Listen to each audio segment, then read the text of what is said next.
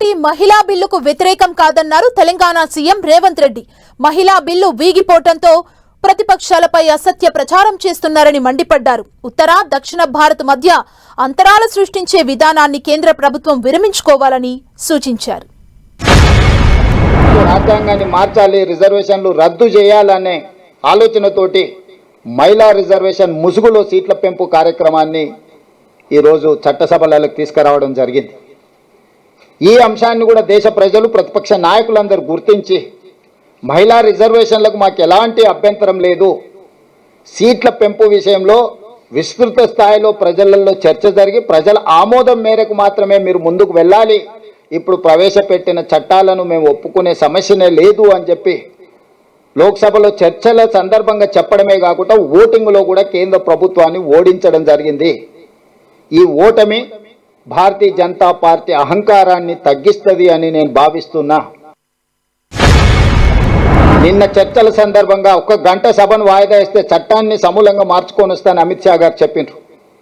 1 గంటలోనే చట్టాన్ని సవరించగలిగిన శక్తి సామర్థ్యాలు ఉన్నప్పుడు ఈరోజు శనివారము, రేపు ఆదివారం, సోమవారం రోజు తిరిగి సభలను ప్రారంభించి మహిళా రిజర్వేషన్లు అమలు చేయడానికి అవసరమైన చట్ట సవరణలతో మహిళా రిజర్వేషన్లను అమలు చేయడానికి చట్టాన్ని తీసుకురావాలని, ఆ చట్టానికి కాంగ్రెస్ పార్టీ సంపూర్ణంగా మద్దతు పలుకుతుంది.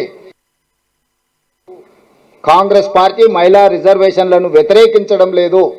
మహిళా రిజర్వేషన్ల ముసుగులో రాజ్యాంగాన్ని సవరించడం ద్వారా రాజ్యాంగాన్ని మార్చి రిజర్వేషన్లు రద్దు చేయాలనే కుట్ర ఏదైతే మోడీ గారు చేస్తున్నారో దానికి మాత్రమే వ్యతిరేకము. ఈరోజు ప్రజలందరూ కలిసి నిన్న తెచ్చిన చట్టాలను ఓడించడం జరిగింది. సోమవారం మహిళా రిజర్వేషన్లను అమలు చేయడానికి చట్టాన్ని ప్రవేశపెడితే 2 రోజుల్లోనే చట్టాన్ని ఆమోదింపజేసి 2027లో ఉత్తరప్రదేశ్ శాసనసభలో 1/3 మహిళా రిజర్వేషన్లతోనే ఉత్తరప్రదేశ్ శాసనసభ ఎన్నికలను నిర్వహించవచ్చు. 27 తర్వాత ఏ రాష్ట్రంలో ఎన్నికలు జరిగినా శాసనసభలలో మహిళా రిజర్వేషన్లను అమలు చేయొచ్చు. 2029 లోక్సభలో మహిళా రిజర్వేషన్లను అమలు చేయొచ్చు. కాబట్టి రాజకీయ భేషజాలకు వెళ్లాల్సిన అవసరం లేదు. దేశంలో దక్షిణ భారతదేశం, ఉత్తర భారతదేశంలో అంతరాన్ని పెంచుతుంది, చిన్న రాష్ట్రాలు పెద్ద రాష్ట్రాల మధ్యలో అంతరం పెంచుతుంది.